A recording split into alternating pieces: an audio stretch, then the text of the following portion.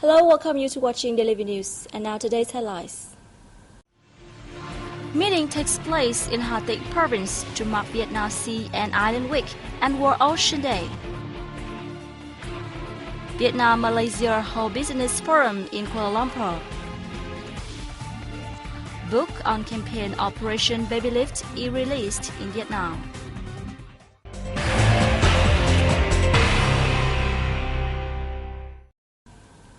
Deputy Prime Minister Vũ Văn Ninh has stressed the crucial role played by seas and islands in socio-economic development, politics, national defense and security in almost all countries worldwide, especially coastal nations.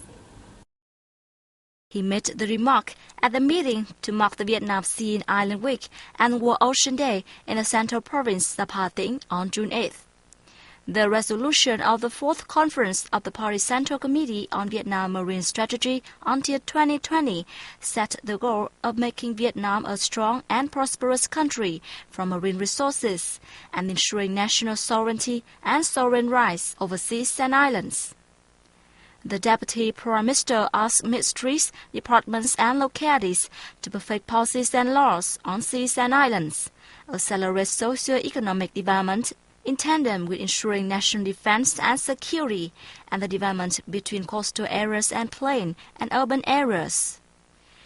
Vietnam has a sea area and continental shelf of more than 1 million square kilometers and a coastline of over 3,260 kilometers with over 3,000 big and small islands, including Hoàng Sa and Trường Sa archipelagos.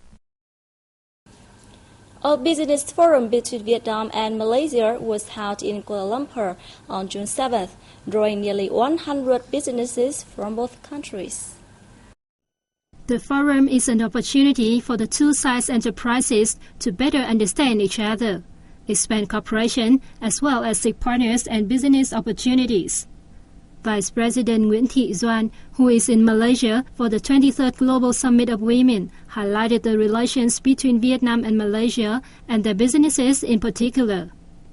She said the two countries have signed a series of cooperative documents, including an agreement on investment encouragement and protection, an agreement on economic, scientific and technological cooperation, and a trade agreement, among others.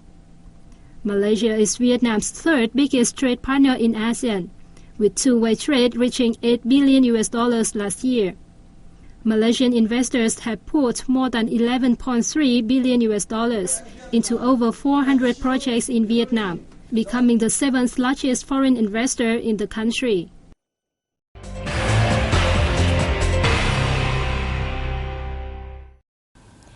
A ceremony took place in Ho Chi Minh City on June 7th to mark the 23rd National Day of Russia, which falls on June 12th. Vietnam-Russia comprehensive cooperation and strategic partnership have deepened since the two countries established diplomatic ties over 60 years ago. At the state level, the two nations are actively launching projects in strategic fields like energy, military, and personnel training. They also set the goal of lifting two-way trade to $10 billion by 2020. The oil and gas sector plays a crucial role in bilateral energy and investment links, with joint venture Vietso Petro being the flagship. The two countries are also cooperating in building Vietnam's first nuclear power plant in the central province of Ninh Thuận. The Vietnam News Agency has held a ceremony to mark the 65th National Patriotic Emulation Day and review 2 years of implementing the campaign, starting and following President Ho Chi Minh's moral example. Speaking at the event that took place in Hanoi on June the 7th, General Director of the Vietnam News Agency, Nguyễn Đức Lợi, reminded participants of Uncle Ho's teaching on patriotic emulation. Through periods, the agency has remained one of the leading units in patriotic emulation movements and in popularizing and encouraging these movements, he said. According to him, during the fights against French colonists and American imperialists, Vietnam News Agency staff overcame many difficulties to combat and implement information tasks to serve the revolutionary cause. In the renewal period, the agency remains the party and state's official national news channel, providing reliable and accurate information to all people, as well as rejecting distorted or untrue information by hostile forces on the country's socio-economic development, the leader said. Over the past 5 years, the agency's patriotic emulation movement has developed significantly. The emulation movement of high productivity, good quality, high efficiency, and strict practice, and the campaign studying and following President Ho Chi Minh's moral example drew the participants of all of its units.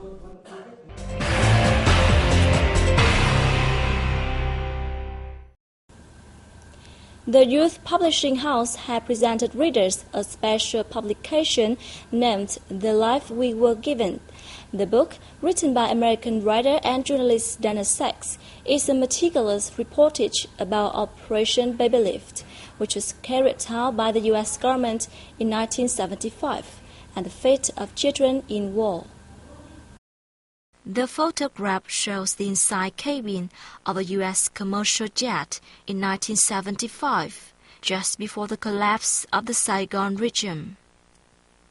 On seats lie tiny babies, most only several months old. They are among 3,000 Vietnamese children who were airlifted out of Saigon in a special campaign called Operation Baby Lift. The airlifted children ended up with adoptive parents in the United States, Canada, Australia, and Europe. American writer and journalist Dana Sachs first came across this picture in the spring of 2004 while reading about Vietnam on the Internet. Curious about the event behind the picture, the writer then spent 6 years seeking documents and meeting witnesses and concerned people to write the book. The book recalls moving stories about a familiar themes aspect of the war, children and international adoption. According to Hoàng Nhung, who translated the book into Vietnamese, Operation Baby Lift changed the lives of thousands of people forever. The author of the book raised some questions relating to the operation and spent 6 years seeking answers to them. One of her questions was, what is better, giving children a good material life abroad or leaving them in Vietnam where they would face many difficulties but have close sentimental relations? What causes Dana Sachs the most torment is the gap in minds of baby lift children. People, whoever they are, want to know about their origins, especially their parents. For the baby lift children, who had been taken out of Vietnam carelessly, it is hard to look for their mothers in Vietnam. Maternal love and the desire to meet their natural mothers have never stopped tormenting their hearts. The book also looks at Vietnamese mothers' painful decision to give up their children, orphanage workers, military staff and doctors' efforts to save the children, worries facing prospective adoptive families and the very children who was too young to understand what was happening to them. What impressed Hoàng Nhung while translating the book was not only the fate of the baby lift children, but the special sentiment the author has for the country and people of Vietnam. Dana Sachs has been writing about Vietnam for 20 years. This is a long time for a foreigner to write about the country.